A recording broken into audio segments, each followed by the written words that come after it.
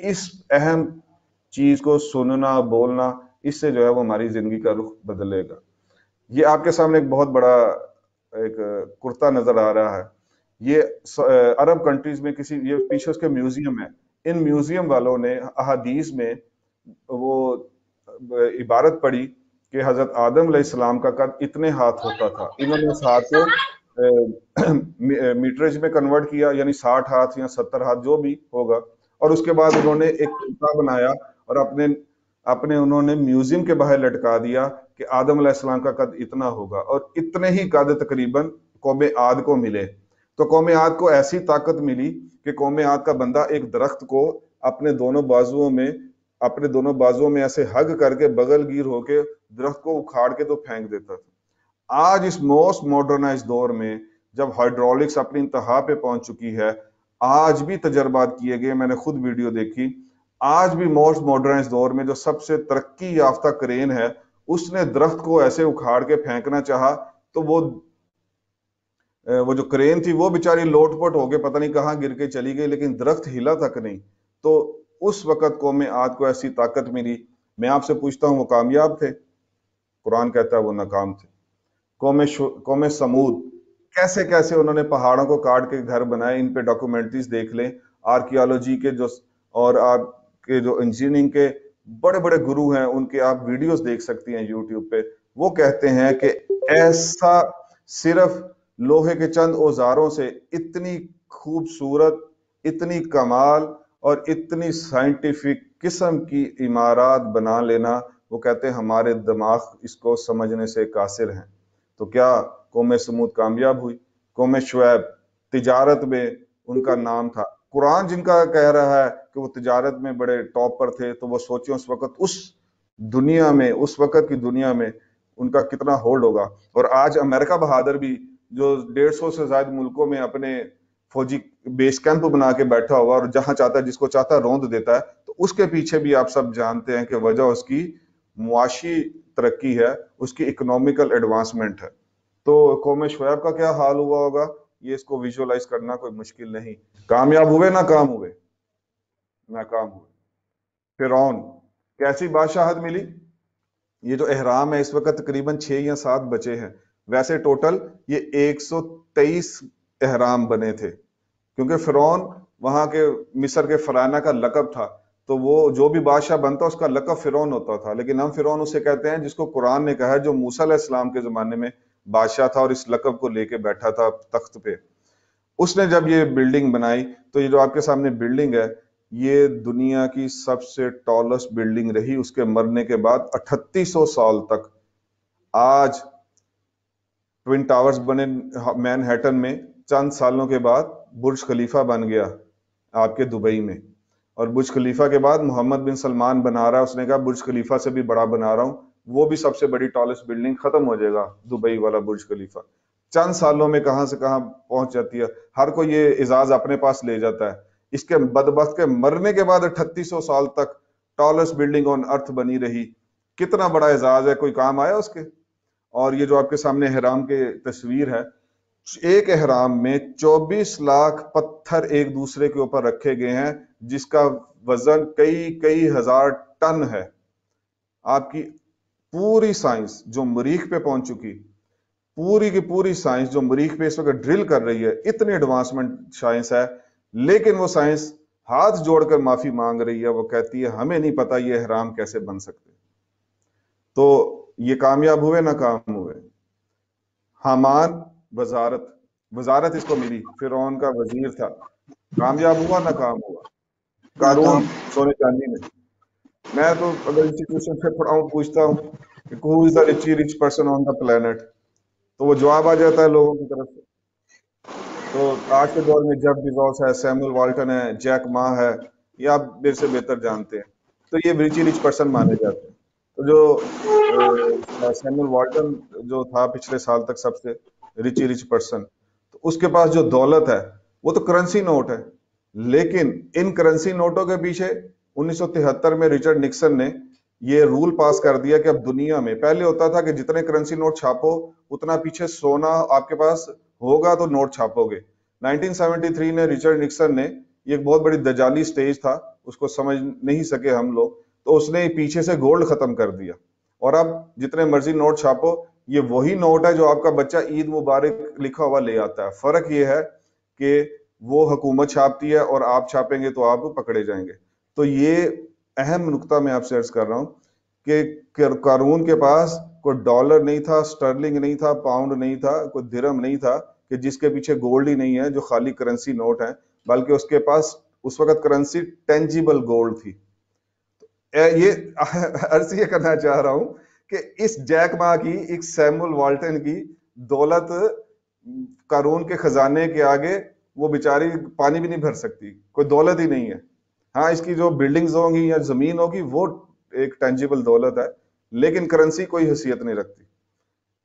خزانہ پاس، ناکام ترین انسان.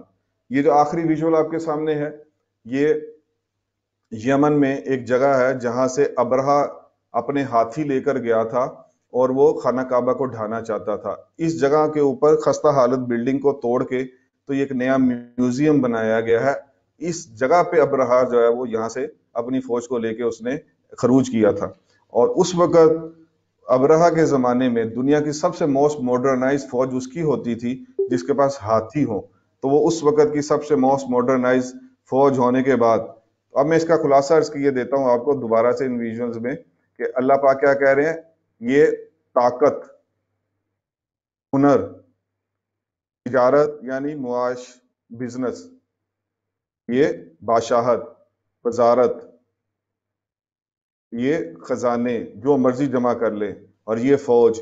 اس طرح کے 10 کیریئر گنوار کر مفتی جمیل صاحب فرماتے ہیں اللہ نے ان کو جو عطا کیا وہ آج قارون جیسا خزانہ کوئی لے سکتا ہے، لیکن یہ سب سے بڑے ناکام ہوئے.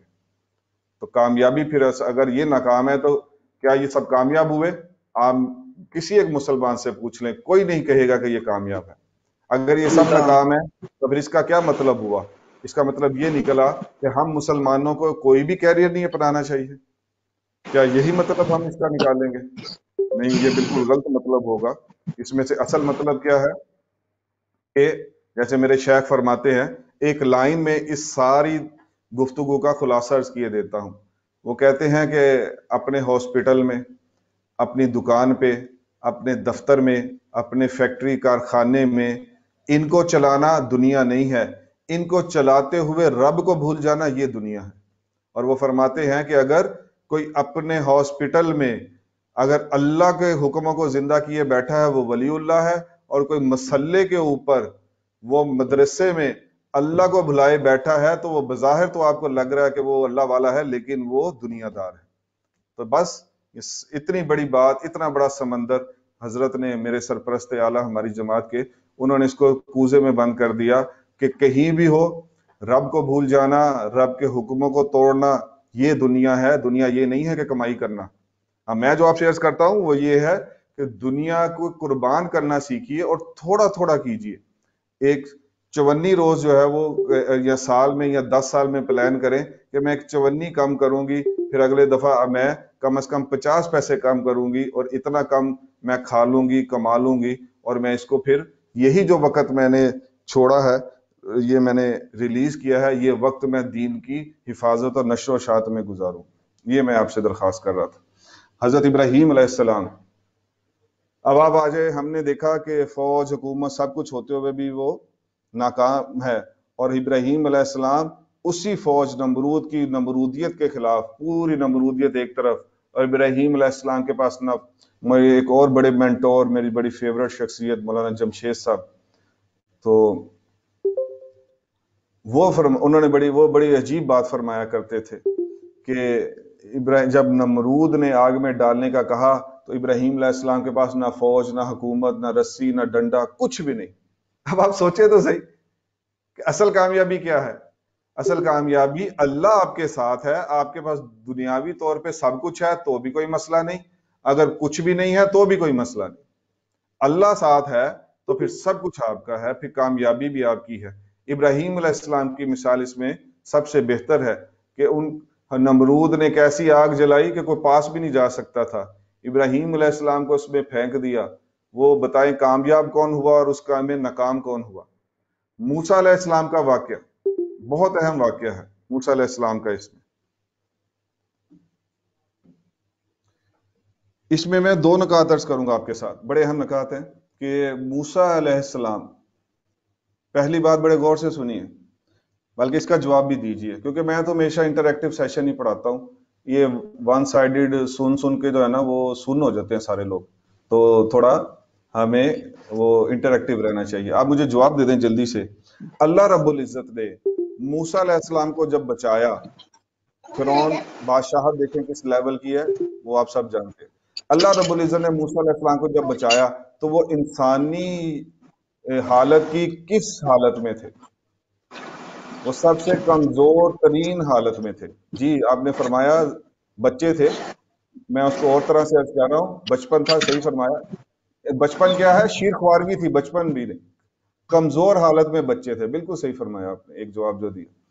اور اللہ نے فرعون کو کب دبویا؟ اس کا جواب دیجئے۔ سب سے طاقتور تھے۔ فرعون کو کب دبویا؟ جب وہ دنیاوی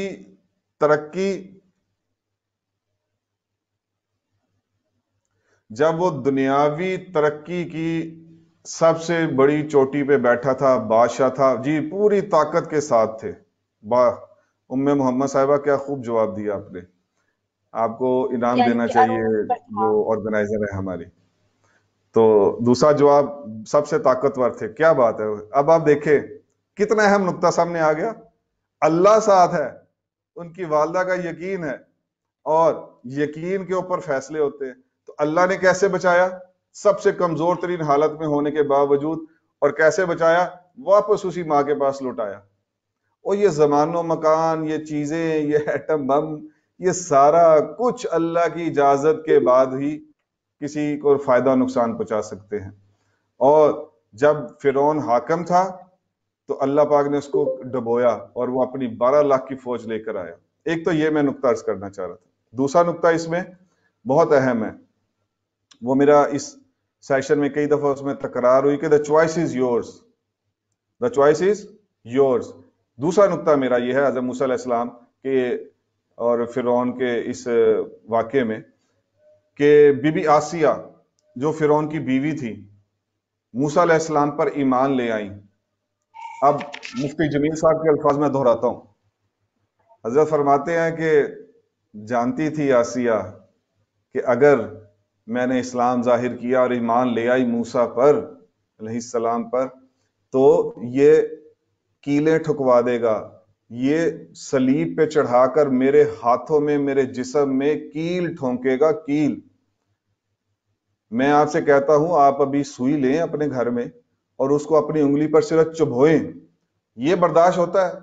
اور کہاں یہ بات کہ پتہ ہے کہ اگر میں نے کہا کہ ایمان ہے، ایمان لے آئی ہوں، تو کیلے ٹھکوائے گا، بادشاہت سے جاؤں گی، بادشاہ والی شاہانہ زندگی سے جاؤں گی، قتل کر دے گا، مار دے گا، کیسی چیزیں ان کے سامنے ہوں گی۔ یہ ساری باتیں میں آپ کو اپنے مینٹور کی گفتگو سے بتا رہا ہوں، مفتی جمیل صاحب کی، کیسے انہوں نے نقطہ کھول کے سمجھایا کہ انہوں نے سوچا یہ سب لیکن ایمان نہیں چھوڑا۔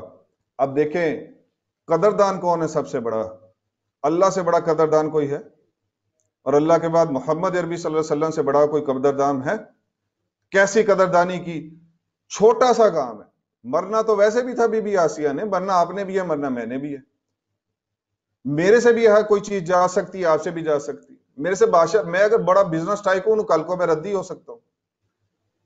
جیسے ہمارے یہاں چند ماہ پہلے لاہور میں ایک بہت بڑا پلازا ہے، یہ حفیظ سینٹر، وہاں بلڈنگ میں آگ لگی، دوسرے فلور پہ، تیسرا فلور جل گیا۔ ہماری جماعت کے فائنانس کے جو ہیڈ ہیں بھائی راشد، انہوں نے مجھے بتایا کہ ان کے ایک دوست نے وہاں جلنے سے ایک ہفتہ پہلے 5 کنٹینر ڈالے تھے، 5 کنٹینر کا مال حفیظ سینٹر میں ڈالنا، اور ایک کنٹینر جو ہے وہ کتنے کروڑ کا ہوگا۔ میں مثال دیتا ہوں، اگر وہ 2-3 کروڑ کا ایک کنٹینر تھا، 15 کروڑ کا مال ڈالا۔ اب 15 کروڑ میں جو مال ڈالے تو وہ کتنا بڑا بزنس مین ہے، اور وہ اس 15 کروڑ کو 45 کروڑ بنائے گا کہ نہیں بنائے گا 1 سال بعد، 2 سال بعد اس کے اندر بیچ کے؟ اور جب وہ اتنا بڑا بزنس بیچ لے گا تو وہ کتنا کامیاب انسان ہے۔ وہ اس کامیابی کے اوپر ہم بیٹھے ہر وقت 24 گھنٹے لگاتے ہیں 9 to 5، جس کی کامیابی کا عالم یہ ہے کہ اگلے ہفتے وہ جل کے کوئلہ ہو گیا۔ تو اگر ہم یہ دیکھیں، جیسے مفتی جمیل صاحب فرماتے تھے، اگر کسان یہ دیکھے کہ مجھے بیج ڈالنے سے پہلے مجھے ہل چلانا پڑے گا، مجھے مشقت کرنی پڑے گی، مجھے زمین نرم کرنی پڑے گی، پانی دینا پڑے گا راتوں کو جاگ کر، اگر یہ سب کچھ اگر وہ دیکھے تو پہلے تو جانا ہی جانا ہے، تو پھر کوئی بھی کسان دنیا میں کاشتکاری نہیں کرے گا، کیونکہ پہلے کچھ مہینے تو جانا ہے، آنا کچھ نہیں ہے۔ بس یہی معاملہ میرا اور آپ کا بھی ہے۔ اور بی بی آسیہ نے جب یہ سب چیزوں کو سوچا ہوگا، اس کے بعد انہوں نے کہا نہیں، ایمان نہیں چھوڑوں گی۔ اللہ نے کیسی قدردانی کی، اللہ نے وہ انعام دے دیا جو کائنات میں کسی کو اتنا بڑا انعام ملے گا ہی نہیں، کہ بی بی آسیہ محمد عربی صلی اللہ علیہ وسلم کی بیوی بنا کر اٹھائی جائیں گی۔ یہ ہے وہ چیزیں، یہ بھی کیریئر ہے، یہ بھی کیریئر ہے کہ آخرت پہ نظر رکھ کے سب کچھ لے لینا، تو وہ ان کی بیوی بنا کر اٹھائی جائیں گی۔ تو یہ دوسرا نقطہ میں یہاں عرض کرنا چاہتا ہوں کہ جیسے بی بی آسیہ کے پاس چوائس تھی، اللہ نے دارالامتحان بنایا ہے، آپ کے لیے بھی چوائس ہے۔ اور تیسرا واقعہ آپ صلی اللہ علیہ وآلہ وسلم کا، کہ ابو جہل کو کائنات کا سب سے بڑا اعزاز دیا گیا تھا۔ آپ لوگ جانتے ہیں کہ ابو جہل کو، کہ وہ آپ صلی اللہ علیہ وآلہ وسلم کا پڑوسی تھا۔ ہم تو مدینہ شریف میں روزہ مبارک پہ حاضر ہو جائیں، رب محمد صلی اللہ علیہ وسلم کی قسم آنسو نہیں رکتے، حاضر ہو جائیں، ہم حاضر ہو جائیں نا۔ ہم کہتے ہیں ہمیں دنیا دیکھنے آتی ہے، ہمیں دنیا ملنے آتی ہے، پڑوسی ہونے کے باوجود، لیکن وہ کامیابی کو سمجھا نہیں، کامیابی کو حاصل کر نہیں سکا۔ اور حبشہ میں بلال حبشی کہیں بکے، اور مولانا طارق جمیل صاحب فرماتے ہیں میں نے پوری تاریخ اسلام میں ڈھونڈا، بلال حبشی کے والد کا دادا نام ملتا ہے بلال بن رباح، کہ ان کے دادا کا نام مل جائے تو اتنا بے نام تھے کہ دادے کا نام بھی نہیں ہے۔ تو وہ کہتے ہیں کہ مجھے نام نہیں ملا، لیکن اصل کامیاب تو پھر بلال حبشی ہوئے نا، کہ چلتے زمین پر تھے اور محمد عربی صلی اللہ علیہ وسلم کو ان کی قدموں کی چاپ جنت میں سنائی گئی۔ کیسی کامیابی ہے! آج لاکھوں لوگ بلال نام رکھنے کو سعادت سمجھتے ہیں، اصل کامیابی کو سمجھنا چاہیے۔ بس میں اسی کے اوپر اپنی بات کا اختتام کرتا ہوں۔ آگے ہمارے کچھ اہم ٹاپکس تھے کہ اب ہم آپ صلی اللہ علیہ وسلم کے ایک کچھ کمپیریٹیو اسٹڈی یہاں میں عرض کر دیتا ہوں۔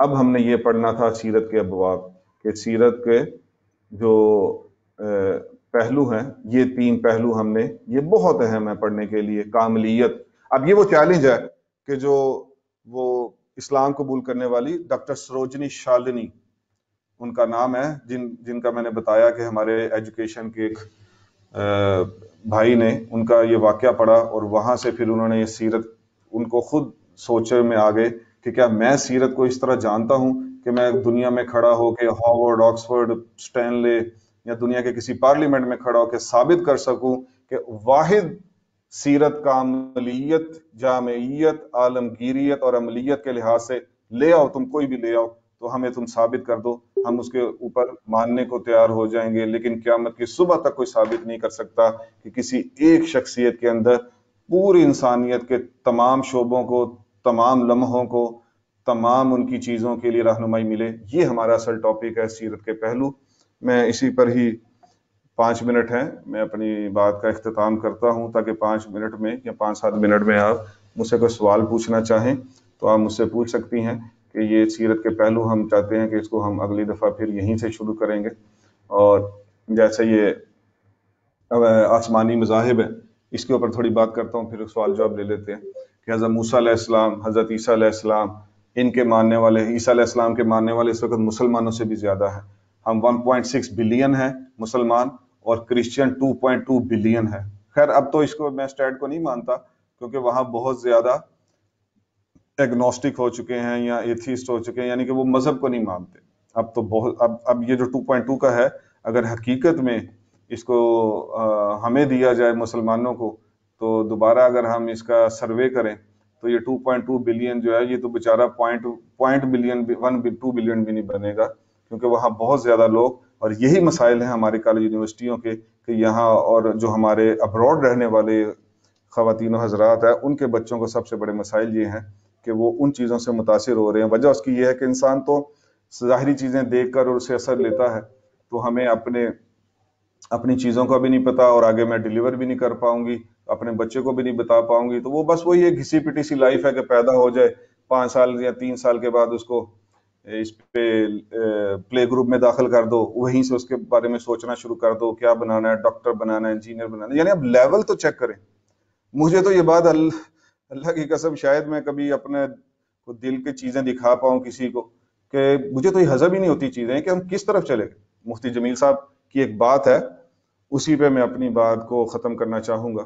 انہوں نے فرمایا کہ مسلمان کی زندگی میں نہ ہجرت کی شان نہ نصرت کی شان, یہ کیسی مسلمانی ہے, یہ کیسی مسلمانی ہے, یہ کیسی مسلمانی ہے. تو ہمارے اندر, میں آپ جو سن رہی ہیں, آپ کے اپنے اندر, آپ کے خاندان میں, یعنی آپ کے بچوں اور خاوند میں کم از کم ہجرت یا نصرت میں سے اگر کوئی ایک بڑا چنک آپ کی زندگی کا حصہ نہیں ہے روزمرہ کا, تو پھر یہ سوچنے کی باتیں ہیں اور یہ سوچنے کی چیزیں ہیں.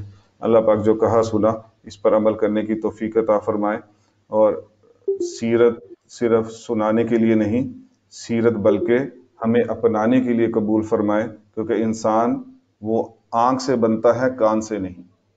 انسان, آپ صحابہ رضوان اللہ اجمعین, ان کو دیکھ کر لوگ مسلمان ہوئے. پھر میں نے آپ کے سامنے جو کارگزاریاں رکھی, سسٹر امینہ کی, خاوند دیکھتا رہا اور مسلمان ہوا. جنید بغدادی رحم اللہ کا قول ریپیٹ کرنے کا آپ نے کہا, جو جنید بغدادی رحم اللہ کا قول ہے, بجز پیروی محمد صلی اللہ علیہ وآلہ وسلم کے تمام راہیں بند ہو چکی. ایک اور بڑی اہم بات ہے کہ الحمدللہ میں ابھی دیکھا ہے تو 87 پارٹیسپینٹ ہیں. اب آپ مجھے ایک اندازہ کریں, ہم یہ سیرت پڑھانے والے شبان ایجوکیشنل میں یہ ٹاپک صرف 2 لوگ ہیں یا 3 لوگ ہیں. اب 87 آپ کے لیے اتنا آسان کر دیا کہ میں نے جو کچھ بولا یہ آپ کو PDF مل جائے گا. ابھی میں اس سیشن کے بعد میرے ساتھی PDF بنا چکے ہیں, اس کو فائنل ایویلیویٹ کریں گے, آپ کو PDF مل جائے گا. اللہ کا واسطہ دیتا ہے, اگر میں ہاتھ جوڑ سکوں تو میں ہر ایک کے پاؤں پکڑ کر اللہ کا واسطہ دوں گا کہ اس PDF کو لیجئے, اس کو پڑھیے. ہمارے جو ہے وہ ایڈمن ہیں, وہ بنت منظور صاحبہ, وہ آپ کی یہاں آرگنائزر جو ہیں, آپ ان سے آپ ہمارا اسپیکرشپ ٹریننگ جوائن کیجئے. آپ اسپیکر بنیے, آپ خود اس کو پڑھیے, اور اس کے اوپر آپ ہماری ٹریننگ کا حصہ لیں. اب 2 مہینے کے بعد یا 3 مہینے کے بعد آپ یہ سیرت پڑھائیں, اور مجھے اجازت دیں کہ ہماری جماعت جو ہے وہ افریقہ اور دوسرے ملکوں میں وہاں جا کے کام کریں. تو آپ سے بڑی مؤدبانہ درخواست ہے, اللہ کا واسطہ ہے, کم از کم یہ تو کر کے اٹھیں کہ اس سیرت کے ٹاپک کو, اس واحد راستہ کو دنیا بھر میں پھیلائیں. آپ 86 اگر پھیلائیں تو یقین جانیے کہ صرف چند دنوں میں یہ ملکوں میں سفر کر جائے گا یہ انشاءاللہ. تو اللہ سے روز مانگیے, یہ اللہ پاک قابلیت کو نہیں دیکھتے. اگر قابلیت کے اوپر بات ہوتا تو یقین کریں یہاں اس وقت کوئی CSS ٹاپر پڑھا رہا ہوتا, نہ کہ میرے جیسا ایک عام MBA. تو آپ سب اس کو اپنا, آپ کے اوپر یہ فریضہ اللہ نے ڈالا ہے, محمد عربی صلی اللہ علیہ وسلم کے سیرہ امبیسیڈر بن کر آپ ہماری ٹیم کے ساتھ جوائن کریں گی تو اس کا فائدہ یہ ہوگا. یہاں ہمیں تو کوئی, وہ پہلی بات تو یہ ہے کہ ہمارے سرپرست کہتے ہیں ساری چیزیں دے دو, وہ خود اپنے ادارے میں پڑھانا چاہیں پڑھائیں, ہمیں کوئی مسئلہ ہی نہیں. آپ نے جیسا چاہتے ہیں آپ اس کو پڑھائیں, ہم سے کوئی ٹپ پوچھنی ہو ہم آپ کو عرض کر دیں گے, لیکن اس کو پڑھانے کی کوشش ضرور کیجیے گا کہ اللہ پاک ہم سب کو سیرت محمدی صلی اللہ علیہ وسلم کو پوری دنیا میں پھیلانے, اور پھیلانے کے لیے بھی باعمل بن کر پھیلانے کی توفیق عطا فرمائے. انشاءاللہ یہ PDF آپ سے شیئر کر دی جائے گی, جیسے ہی بنے گی, آج بن گئی تو آج کر دوں گا, ورنہ یہ اس کو میں دے دوں گا بنت منظور صاحبہ کو, وہ آپ کی جو محترمہ ہیں ان کو دے دیں گی. اگر کوئی سوال ہے تو وہ مجھے لکھ کے پوچھ سکتے ہیں.